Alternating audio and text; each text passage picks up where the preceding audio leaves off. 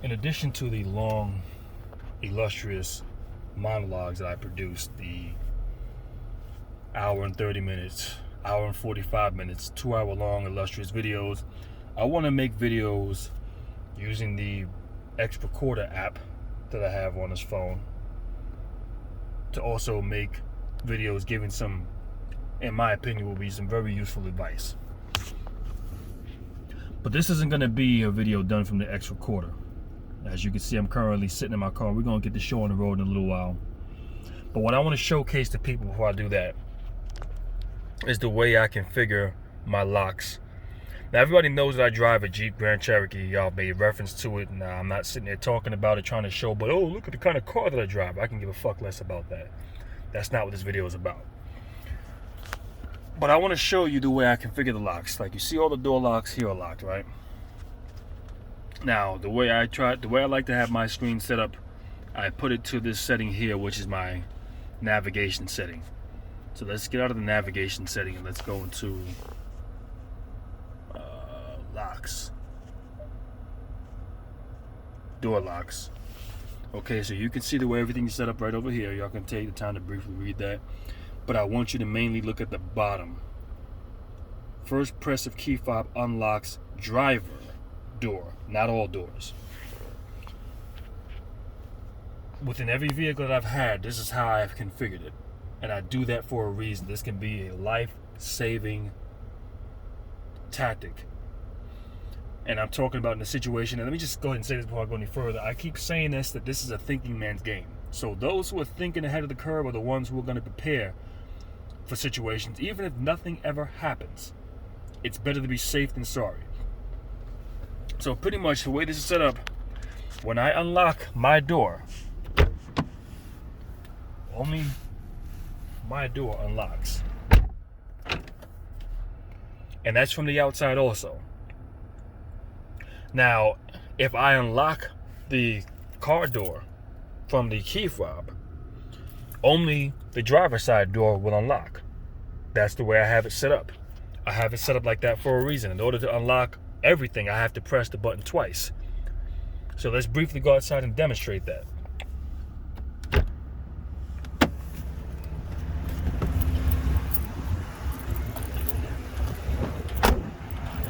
Let's lock this from outside. Now that door is locked. Now if I wanted to unlock all the doors, if I press the unlock button on the key fob, let's press it once. You see that door unlocks, right? Driver's side door unlocks. The passenger door doesn't lock. So let's lock it again. Well, that's giving a hard time. So let's try it, hitting it 2 times now. So the passenger side door unlocks as well. And it's windy as all hell out there, so you're gonna have to bear with me. But the reason why I set it up like that is, let's just say you're in a situation, right? Some of y'all find yourselves in situations where if you're ever getting chased down or somebody's trying to get into your car and you manage to get the driver's side door unlocked. If the driver's side door is the only one that unlocks upon touching the key fob, and let me go ahead and step back outside again and demonstrate that. Because with the key fob, I'm going to lock it, and then I'm going to unlock just by touching. We all know new cars, you can unlock the door by touching. So this door is unlocked, but the passenger doors are locked. I set it up like that for a reason, because I want to be the only one that can unlock the door by touching the driver's side door. Just that simple. I don't want all the doors unlocking, because if you're in a situation where you're being chased down by a group of people and you go and you need your car as a means of refuge, as a means of a safe haven, just to get yourself out of there safely, then you're going to want it to where only your door unlocks when you press that button or when you touch the door handle. Because if every other door unlocks, that means that anybody can now have access to your car. Let's just say you got a group of people chasing you down and you get to your car and they are on the passenger side. And as soon as you unlock your door, all the doors unlock. Now they can now get into your car and you are essentially now a prisoner in your own vehicle. Essentially, you can't even use that vehicle as a means of getting yourself out of harm's way. That's the reason why I never set up my vehicle to where all the doors unlock once I press the driver's side door. To hell with that. That's just where I'm at. So with that being said, let's get on the road.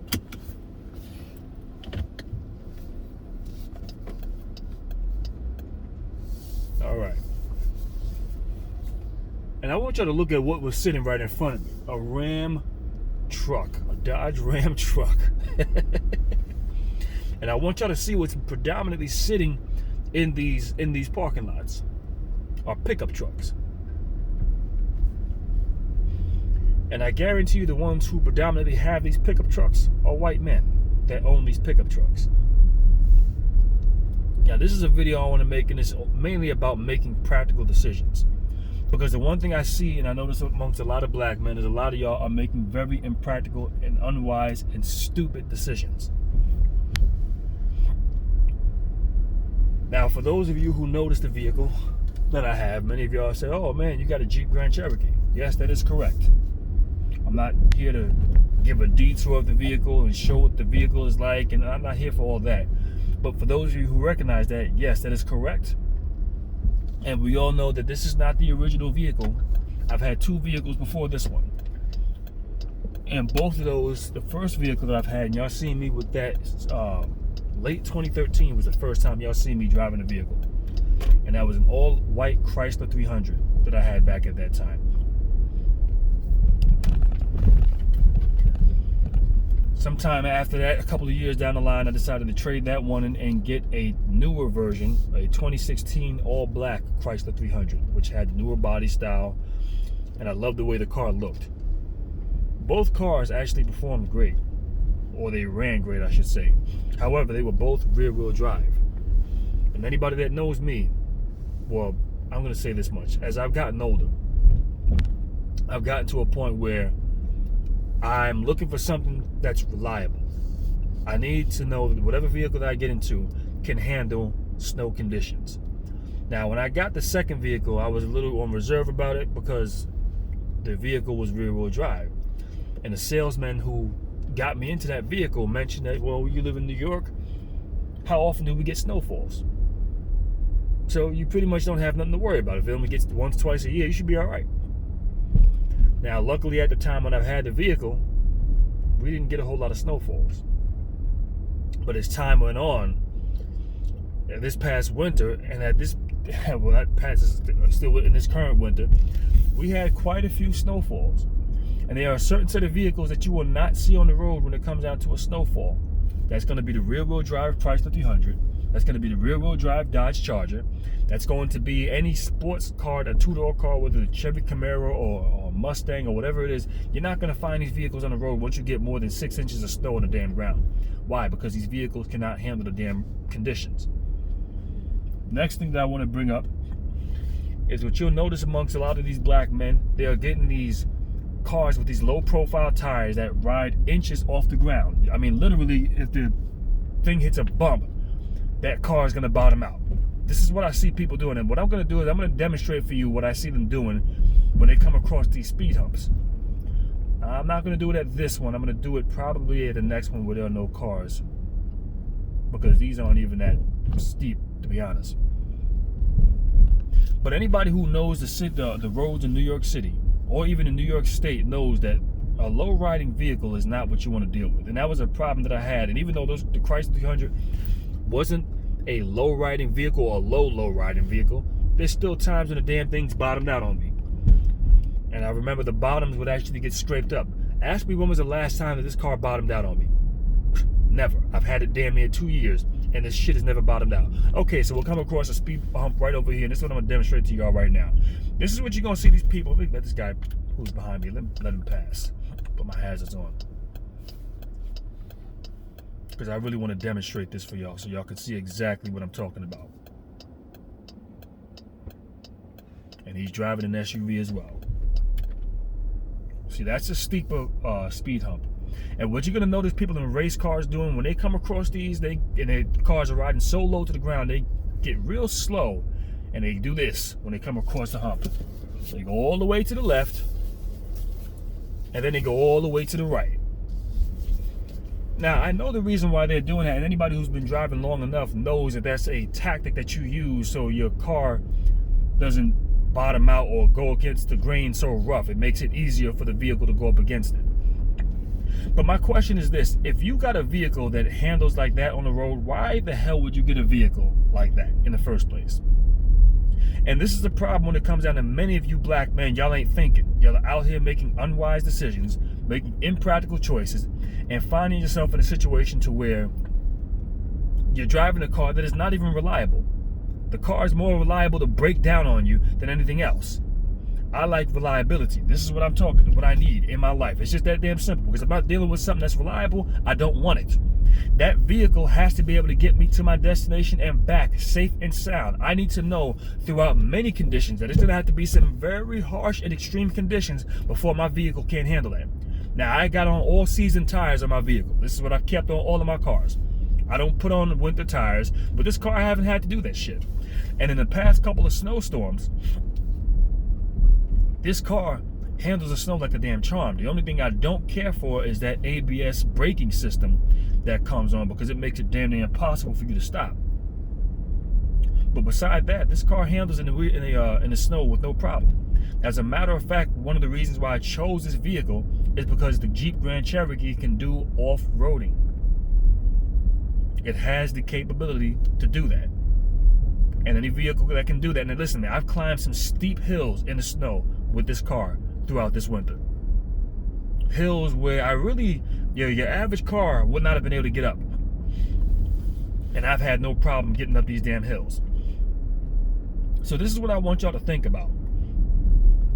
Because like I said, I've noticed a lot of black men making impractical decisions, just doing things that don't add up, and then you start to understand why is it that black men find themselves in the situations that they're in. And I'll just give you an example. As I stated a little while ago when I was leaving that parking spot, I mentioned that the majority of those men who probably own those pickup trucks are most likely white men who own those pickup trucks.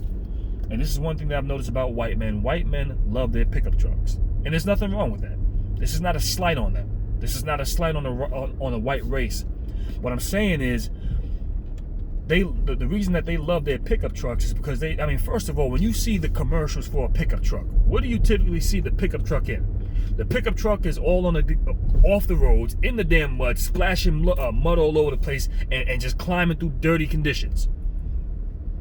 And this is why they love it. They bouncing around in this damn truck. It's in the mud. It's in all kinds of wild conditions. And this damn truck is just getting them through like nothing. Because this is ultimately what they want for their vehicle. They want something that's reliable. But not you black men. Now, I will say this much. I do see black men inside of Jeep Grand Cherokees. I do see black men inside of Dodge Durangos. Pickup trucks, no. Now, listen.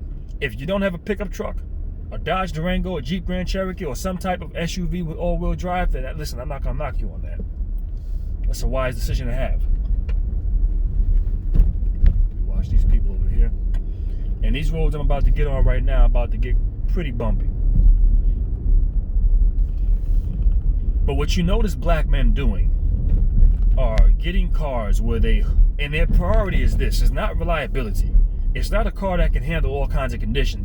Their priorities are getting vehicles that are noisemakers, hooking up loud subwoofers to the damn vehicle, getting these loud muffler systems. And some of y'all are driving these Chevy Camaros, which those are nice cars, but the problem is in New York City, they suck in inclement weather conditions. Like I said, these are vehicles you are not going to find on the road when you have 1.5 feet of snow on the ground. When you have 6 inches of snow on the ground, these vehicles aren't going nowhere. But black men stay sporting these vehicles. And this is the primary vehicle that they have. And I'm trying to, listen, man, first of all, I know the majority of you Negroes cannot afford to have 2 or 3 damn vehicles.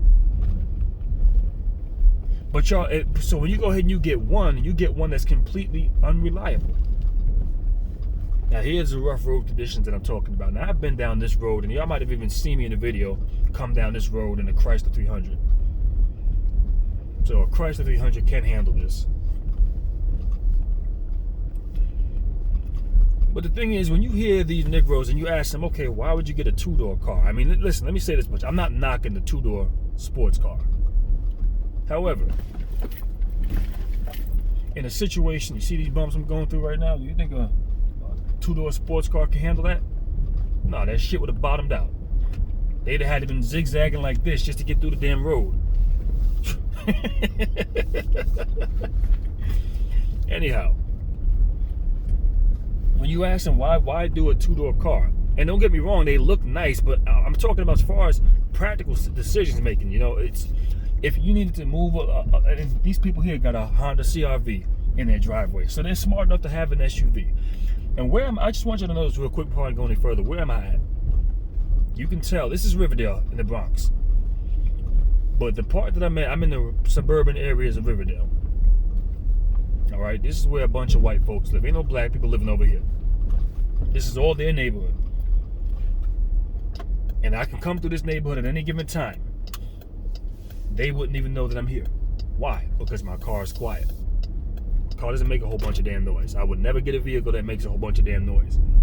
What do you see? Pickup trucks and SUVs sitting in the driveways. Pickup trucks and SUVs. What I want to explain to black people here is this is where you need to have your good analytical skills. And notice what is sitting in these driveways. There ain't no two-door sports cars, SUVs, and pickup trucks. This is what's sitting in the driveways. These white people have SUVs and pickup trucks. Why? Because they want to know they got something reliable that can get them through whatever the weather conditions are. They know it's difficult to get in and out of these areas when you start getting 6 inches of snow and more. So they get reliable vehicles. That's what they have. While you Negroes are out here steadily staying with your damn two-door cars trying to be speed demons. I mean, this is the shit y'all do. We're not going to go into the parking lot. We're going to go straight up. As a matter of fact, I could have turned right and went onto this road earlier, but that's neither here nor there.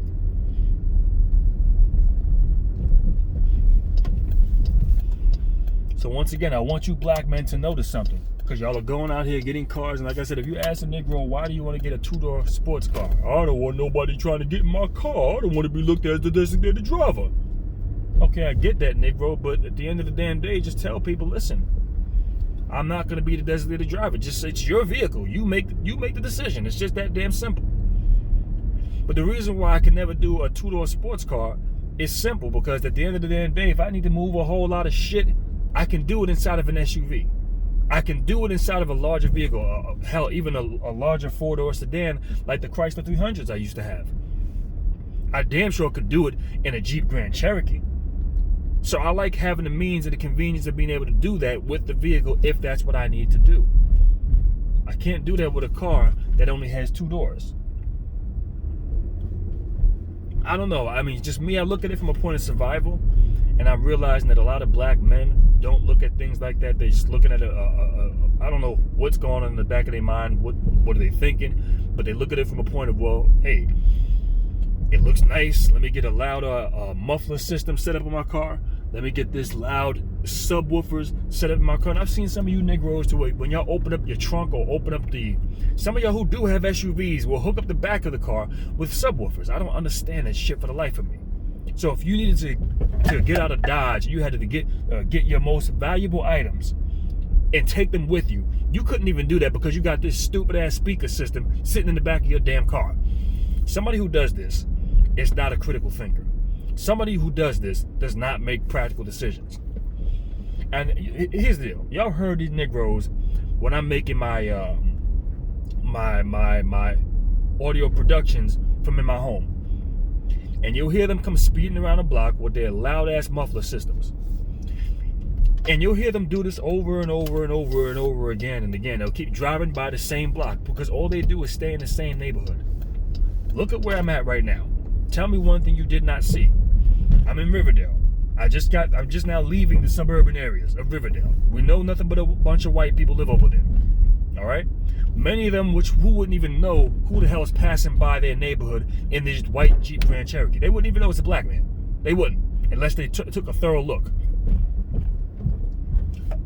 Which lets you know what's the difference between me and these Negroes that you hear driving around the block over and over and over and over and over. And sometimes they go and then they come back again. They'll leave for 10, 15 minutes and come back again and do the same shit. because they can't go nowhere.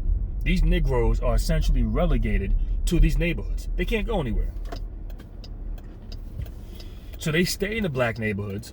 They'll stay in places like the Bronx, the ghetto neighborhoods of the Bronx. They'll go to places like Harlem. They'll go to places like Brooklyn or some of the rundown areas in Queens. And this is all they do because they can't go nowhere. If they went anywhere else with that bullshit, they'd be pulled over by the police in 2 seconds. Now, if these Negroes really wanted to go ahead and open up their vehicle and let it rip, they take their black ass on the I-95 and just open it up there. They don't do that shit because they know them state troopers will be waiting for their black ass the minute they show up over there. This is what you're dealing with. So you have black men who are relegated essentially to staying in the same neighborhood. They can't go nowhere. They can't do anything else, but they stay in their damn neighborhood. And they know the reason why they can't go nowhere because they get stopped every chance they get. They can't go into a suburban neighborhood because they make so much noise with their fucking vehicles. Them white folks will be calling the cops on them the minute they even show up. Them white people will know they showing up a mile before they dumbass even get there. That's how loud these fucking cars are. What I'm trying to display to you and demonstrate to you is you have Negroes who are making unpractical decisions to where they are making themselves obvious. And I'm not one who likes to be obvious. This is another reason why I keep on stressing this video right here. I'm not here showboating this car. I'm not here talking about, oh man, look at the kind of car. No, I'm not here for that. I want people to make practical decisions. Something that I'm noticing that black men are not doing is making practical decisions. Let me pause this until I get on the road again. Yeah, I figure I'll pause it whenever I hit a red light. I just want to have the video while I stay in motion.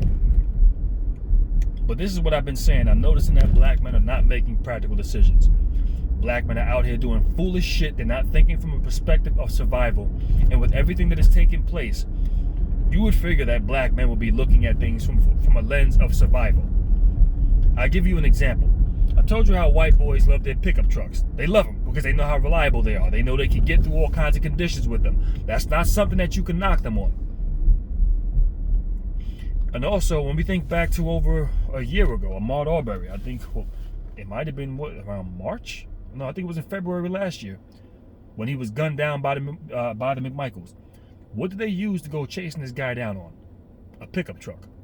How many endless stories have we heard of white men chasing down black men on pickup trucks? Gunning down black men in pickup trucks. The point that I'm trying to really hone in right now is, when do you Negroes start to use your analyzing skills to understand the environment around you? When do you start to understand how things are working around you and start making practical decisions so you don't have to become a victim under those circumstances? Because what I'm seeing far too often is that these Negroes are out here making impractical decisions. They'd rather be seen. They want to be showboating. This is what they're doing. And like I told you, these Negroes cannot show up in no neighborhood like this with no piece of shit car the way they drive it. They can't show up over here like this. They can't. I can come over here anytime I feel fit. They ain't finna to say nothing to me because they don't know who the hell's driving, who the hell's behind the wheel of this vehicle. They don't. So even if they, the thing is, I could be sitting right on one of these blocks parked up, they wouldn't even know it. That's just the way it is. Because those are the decisions that I choose to make. I can be right on your block in my car. You wouldn't even know it. See, I don't want people knowing when I start my car. And that's the one thing you can notice, that these Negroes, when they start their car, you can hear them from the time they start their car. I mean, some of them, I hear them in the morning before I get up and go to work. And I know just who it is when they start their car, and the shit is so damn loud, just starting the goddamn vehicle. I'm going to tell you this much right now. With everything that's taken place within the past year, you black men need to start making practical decisions. You need to start looking at it from a perspective of survival. If you have a wife and children, or if you have a living girlfriend and y'all raising kids together, and you don't have no other means of transportation, then you ain't got no business go ahead and purchase no goddamn two-door car. That is the dumbest fucking thing I've ever seen and heard of in my life. You ain't got no business hooking up no subwoofer speaker system to your goddamn vehicle. That's fucking stupid. Start making fucking better decisions than that. A lot of y'all make some stupid damn decisions, and y'all wonder why y'all end up beating y'all demise. Because in many cases, y'all don't fucking think. And this is something that seems to be very prominent amongst black men. Critical thinking is not there. Analyzing skills are not there. Making wise decisions, not there. All of these things seem to be void of your brain.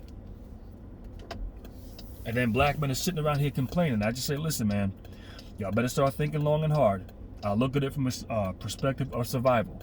If I needed to go off the road with this car, I can do that. You can't do that in a fucking rear-wheel drive sports vehicle. You're not doing that.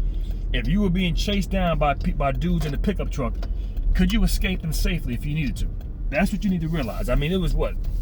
I think a video that took place over last year in the summertime. Black man is being accused by some white female, looked like she was a drug addict or something like that, and saying, that's my car, you took my car, why did you take my car? Now, he had his wife and his daughters in the car, and as he's trying to flee the scene, you got them what is it, them biker dudes, they're following him around on their motorcycles. Now, can he be able to say safely that if he really needed to flee that scene, if his life depended on it, could he safely flee that scene in a vehicle that he was in? Can he do that? Now, I don't know the kind of vehicle he was driving, but I'm going to say this much once again, because I noticed a lot of you black men, it wouldn't surprise me if it was a sports car. You running around trying to get a car that can go from 0 to 90 in 2 seconds, but if the damn vehicle can't gain traction for the life, if your life depended on it, is it really worth it? Is it really worth it? See, I know I could get around in this goddamn car.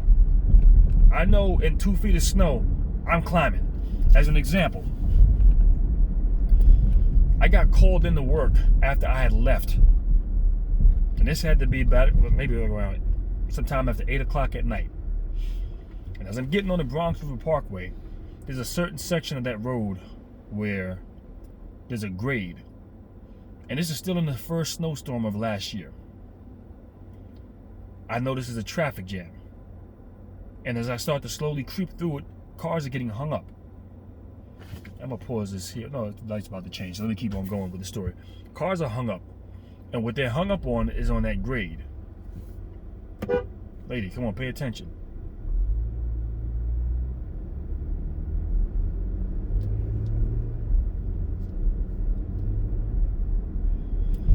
What they're hung up on is on that grade, trying to climb up that grade. And these were the 4-door sedans. I don't know. And I think actually, here goes the music again, unbelievable. What this was I believe a lot of these were front-wheel drive cars, which front-wheel drive vehicles are better in the snow than rear-wheel drive, but they're still not the greatest. They can still get hung up. So as I'm noticing this, I start making my way through the crowd. I just swerve around them. Well, not really swerving, because I'm driving slowly, but I'm able to climb through this with no problem.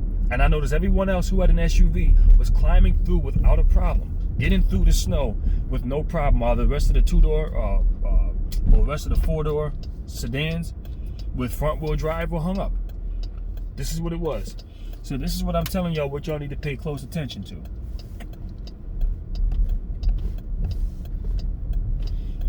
When you get a vehicle, you need to look at it from a perspective of survival. If you're not doing that, then you are going to have a world of trouble that you're going to end up dealing with. Me, I know that's not going to be my situation. And any vehicle that I get moving forward, now, unless you just have enough money like that to where you can own multiple vehicles, then by all means, be my guest. But I still say, either have your pickup truck or your all-wheel drive SUV sitting somewhere in that garage. You need to know that you got this. It's just that damn simple. Because as black men, you can't afford to go around being this damn stupid, man. I'm telling you. But this is just one video. There's another one that I'm going to do. Like I said, I want to start giving more practical information moving forward. So I'll let some of this video continue to close out with the remainder of this drive, which would probably be another between 2 to 5 minutes. Let y'all see a few different parts of Riverdale, or I guess some of these areas, so you can see any given part of the Bronx when I do these on-the-road videos, and that's just how that's going to be. You might see me in Manhattan at times. You might see me, hell, you might even see me in Brooklyn one day. I've never done a video in Brooklyn, but I don't care to go out to Brooklyn. Just not my forte. I try to stay away from the city every chance I get. And just as another note, having a reliable vehicle And this is another reason. First of all, I would never drive a hoopty. A hoopty is just something that I would never waste my time getting into. As a matter of fact, I'm gonna head back up the same way I came and up this hill to go back up into Riverdale. But you will never find me driving a hoopty. That's just not my forte. Because I need something that's gonna be reliable. You know, a lot of people to get a hoopty breaks down on you. Damn thing starts whenever it wants to, doesn't start. My thing is this, you know, it's been a while since I've been on a public train or bus. I don't ride them that often. It's once in a blue moon. If I know I'm going somewhere in the city and I can't get parking, then I'll jump on a train. But for the most part, even if I think for 1 second that I can scrounge up parking, I'm taking a damn, I'm driving. I'm not getting on no damn train. The only trains that you've seen me get on, well, I don't showcase myself getting on trains, but unless it's commuter trains, but that's for a specific reason because I'm doing a video. But those are the only videos you'll see me doing as far as that's concerned. I don't do MTA mass transit, especially with everything going on, with the spikes in violence of people getting shoved on the train tracks, attacks on the damn platform, people getting stabbed up. I mean, I don't got time for that shit, man. Get the fuck out of here. I'll get right in my car and go to where I gotta go, and I'll just keep it at that. So I think once I get up this hill, I'll close out this video. But this is pretty much how I'm doing things moving forward. I do want to do a video showcasing some stuff in the real estate market of what I've noticed. That I will be doing from the X Recorder app that I have, because there's some stuff that I want to show people on what you need to pay attention for. And this is going to tie in, or I believe that this should run parallel with this whole Green New Deal and where I think this could be going. I could be wrong, and I hope that I am wrong. But I think there's some stuff that's about to go on with this Green New Deal, which a lot of people really need to pay attention to, because it's going to put a lot of people in a financial bind to where, you know, anyhow, I'll get to that when I produce that video. But like I said, that'll be from the Record Master app, not the X Recorder. Sorry about that. So with this being said, I think I'm just at the crest of the hill. And I think I will get ready to close this video out right when I get to the chapel where the bell is at for the church. It's probably like another 2 blocks up that way. And then I'll close this out.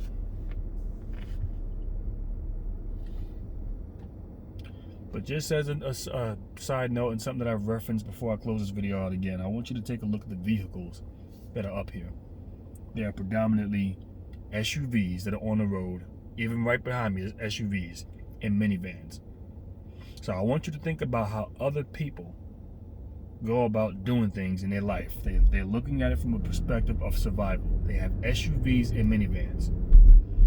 So once again, let this be, well, there's a black woman in an SUV over there, so that's a good thing. So this is the lines that I'm thinking along. So if you're going to go ahead and make any decision, black man, this needs to be where your decision-making lies. Stop going out here making stupid decisions, deciding you're going to go ahead and get a sports car in climates like this. You're going to go ahead and get a sports car in a situation where you can't even use it effectively, because the only time you can rely on the vehicle is when you have smooth, well-paved roads, and hopefully you won't run into a speed hump. Start making more practical decisions, black man, because your life depends on it. You can't run around and complain, oh, Randy after me, but you're making yourself an easy target. Stop that shit. I think I'm going to take this up a little bit further before I close out this video. I'm going to finish out this whole ride along what's at the Henry Hudson, and of course the music wants to come back on. This damn thing is ridiculous. Right over to the left-hand side of me. White boy in his pickup truck. I want y'all to think about that. This is how white guys think. They look at it from this perspective, and once again, I will never knock them for doing this. I won't knock nobody for making this decision. In his pickup truck, a truck that he knows can climb through snow, climb through all types of rough conditions. This is what they're in. So once again, if they're thinking like this, start learning how to analyze how other people think, black man. Because once you start learning how to think like this, you'll start understanding why they do it, and maybe you can use it to your advantage as well. Look at all of these vehicles. I mean, I'm seeing nothing but SUVs and pickup trucks. This is predominantly what's on the damn road. This is what these people believe in. And like I said, I'm driving back and forth through this area in Riverdale, which is predominantly white. I want y'all to think about that. I want y'all to pay close attention to that.